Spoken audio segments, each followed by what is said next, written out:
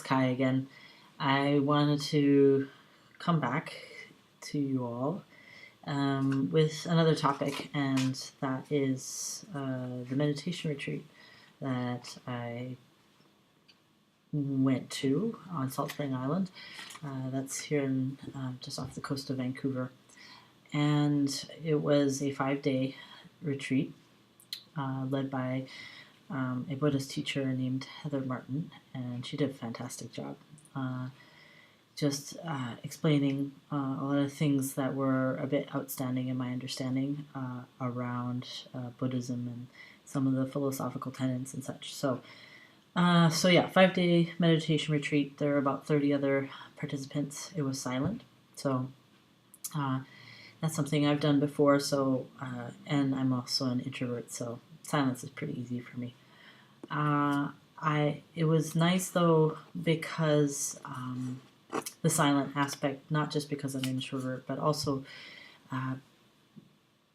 because with all the changes that I've undergone and everything that I've been through, it was just nice to take a break from my voice and kind of focusing on it. And it's also new, and I kind of I'm hypersensitive to it now, and I find that takes a little bit away from my ability to be present in a situation. And then people are just taking me, well, I should say I perceived others kind of on a little bit more of an essence based rather than, the storyline I'm creating in my head about people. And so I wonder if people were doing the same about me. And so it was a really wonderful reprieve from the usual, we all kind of, put things on other people and are filling in blanks and gaps and such. And I just found the silence kind of takes away from that, at least for me. And you're interacting with people. There's still communication going on, but it's mostly on a, facial and body language basis. And so I think that's really cool. And I found that very tender and touching. But it was also good just to kind of have the focus more internally rather than kind of reading my environment and wondering how people are reading me and all of that business. And so, yeah. So the 5-day meditation retreat, every day was divided into, I kind of woke up at 6:30 in the morning. We're starting to meditate at 6:30 in the morning. We did meditation, we did breakfast, we meditated again, we walked, and we kind of alternated walking and sitting meditation for 45 minutes each, with lunch as well as some yoga interspersed. And so it was quite a rigorous schedule. I have previously done 4 times a day meditation for an hour each, and so it was a slightly different schedule, but I found that interesting. The first little while, I would say a good day and a bit, I really struggled to stay awake. And that's because I don't sleep a lot. And I had kind of been doing back-to-back holiday parties and really enjoying the festivities of the season and such. And so I hadn't really slept a lot. And so I got to the retreat, and just the energy of it all was just very relaxing. And so I found myself often dozing off. And so I kind of joke that I was sitting on my little meditation stool, and then I'd be nodding off and, leaning forward, and then I catch myself and like swoop around. And it was quite funny and exaggerated. So I had a good chuckle at myself. But as I got deeper and deeper into the meditation and more into my body, when I was walking, there were a lot of things that I started to experience that were really I don't really know how to explain them other than I was able to, one, get rid of the chatter or let go of the chatter that is usually going on in my head. And it's that my mental landscape has changed quite a bit over the years, especially recently, where I've made a very conscientious effort to shift from kind of self-sabotage negative self-talk, and went into a like more positive headspace. But I'm a very curious person, and typically very engaged, and so I'm reading situations and wondering about this and curious about that, and so there's the same amount of chatter, it's just changed, and so it's really nice with meditation to gently focus the mind away from that. And I got pretty well into long periods of no thinking, and that's not an objective necessarily, but it's an exploration that then sheds light on a lot of other things. And there's a lot in Buddhism that I won't go into this video, but I highly recommend for anyone to explore if they're interested. But I was able, through my meditative practice over those 5 days, to really see some of these things that Buddhism or the Buddha talked about. And, I had my own experience around it. And, that's kind of what Buddhism is about, is inviting you to a practice that allows you to,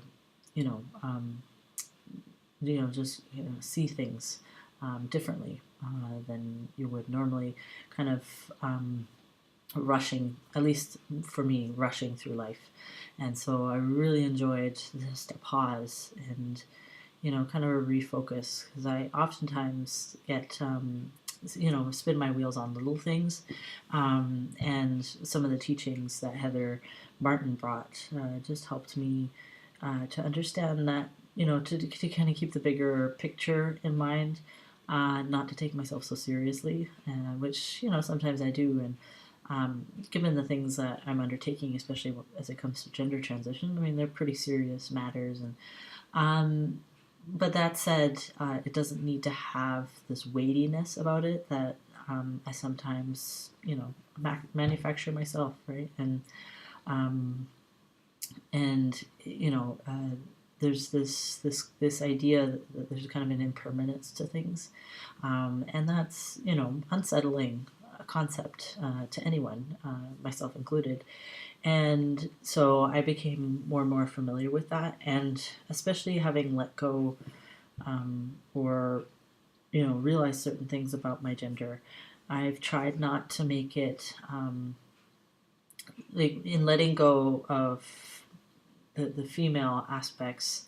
I've also not tried to kind of grasp on to all things male. And that may sound confusing, because I do feel like I'm going from female to male. But I guess that's kind of all the baggage related to what it means to be masculine, and what it doesn't mean to be male. And I think for me, it's just that part of it is actually to create more spaciousness for kind of my unique blend of gender identity, expression, and presentation. And so I think just to make sure that I'm kind of genuine and authentic, and so that things don't trip me up as much, and where I can kind of scale back and say, okay, this little piece is one part of the puzzle, but there's something greater at play. And for me also, pretty much my whole gender journey thus far has been very much a collective experience. And that, from the Buddhist teachings that I heard over the 5-day meditation retreat, really gel nicely. I mean, yes, of course I'm undertaking it, me personally, as an individual.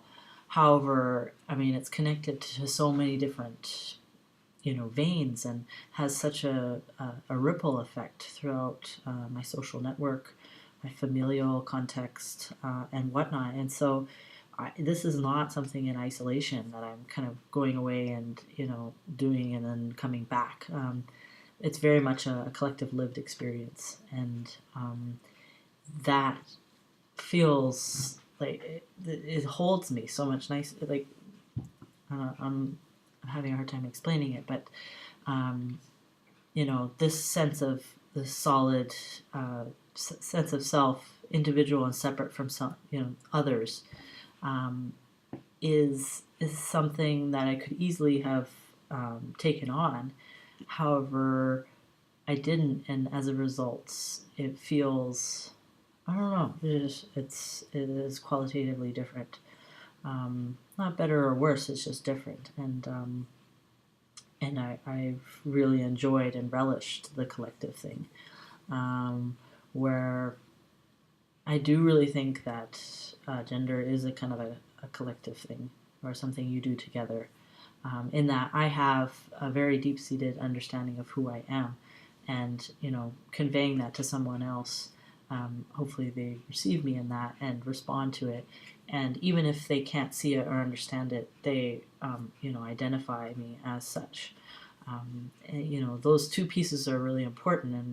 And of course, sometimes I focus too much on the outward piece, and I forget about the inward, the deep rooted. But at some point, they do need to connect. For health, happiness, and well being, right?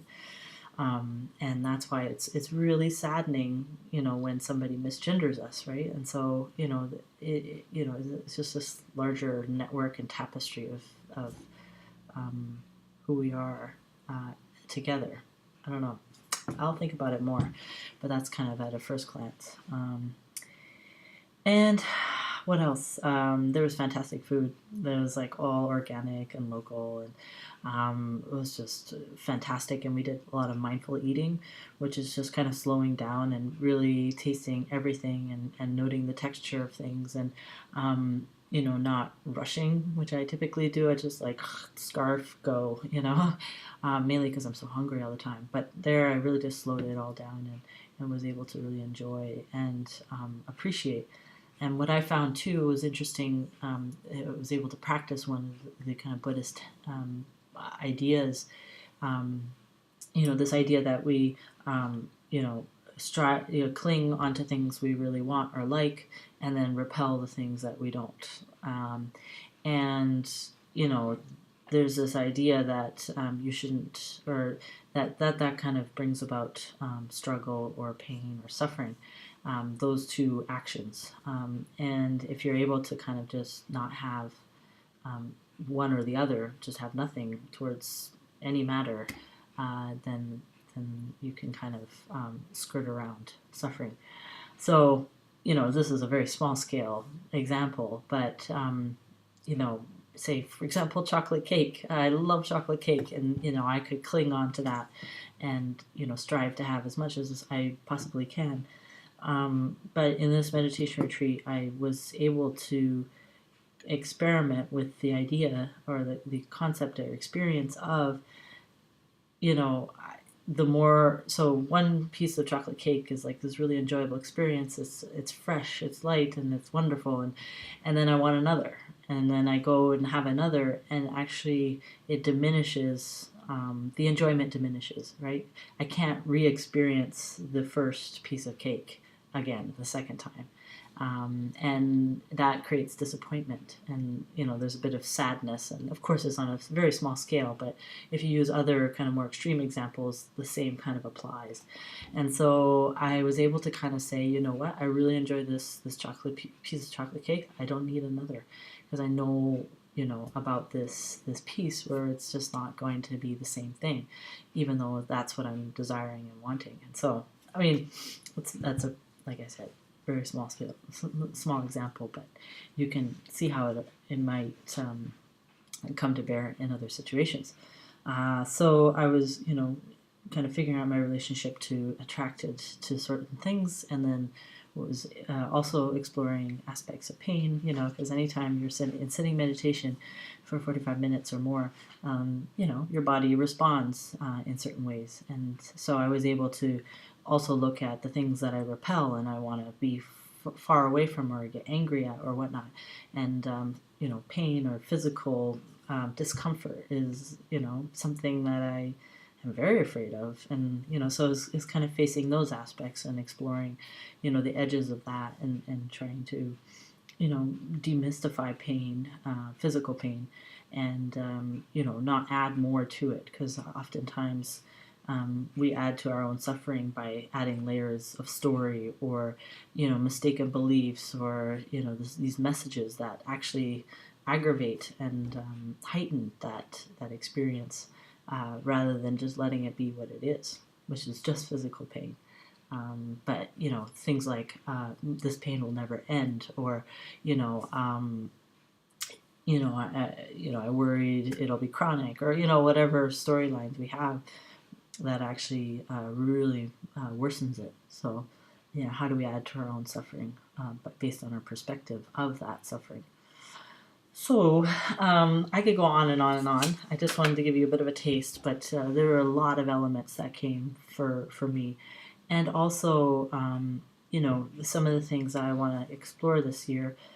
In a playful and light manner, not this like taskmaster sort of way, is letting go of outcomes, letting go of certainty, letting go of fear, letting go of these things that I've struggled with, because I, like anybody, I mean, we would want to see or know what the outcome will be, and guarantee of a good thing or whatnot. But how can I prepare myself for any situation to meet it with calm and measure?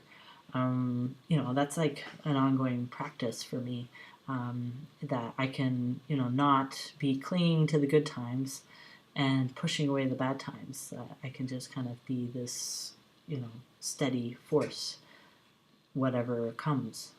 So that's kind of something I want to dig a little bit deeper through this year, or as time goes on. So, I'm trying to think if there was anything else. The only other funny thing was that it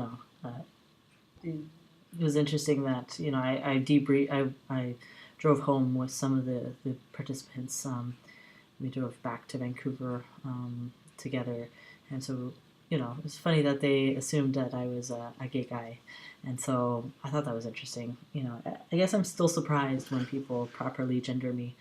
I guess that's more of a recent thing for me, and it's exciting and awesome.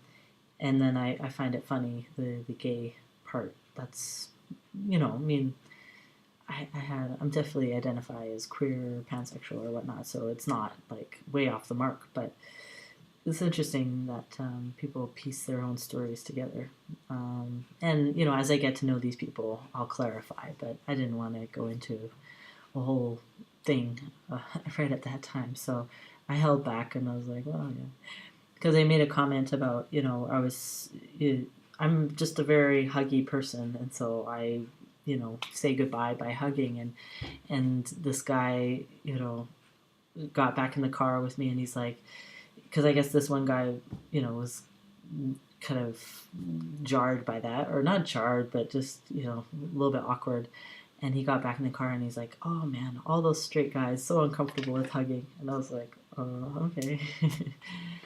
So anywho, kind of funny. I'm sure there's more to tell about the meditation retreat, but those are some of my thoughts about it, and it was quite a wonderful experience, and I really enjoyed it. And there were other dimensions that are kind of harder to put in words, so I'll just leave them be as they were. But those are some of the themes and things that came up and that I experienced. Anyways, I hope everyone's doing well, and I'll talk to you soon.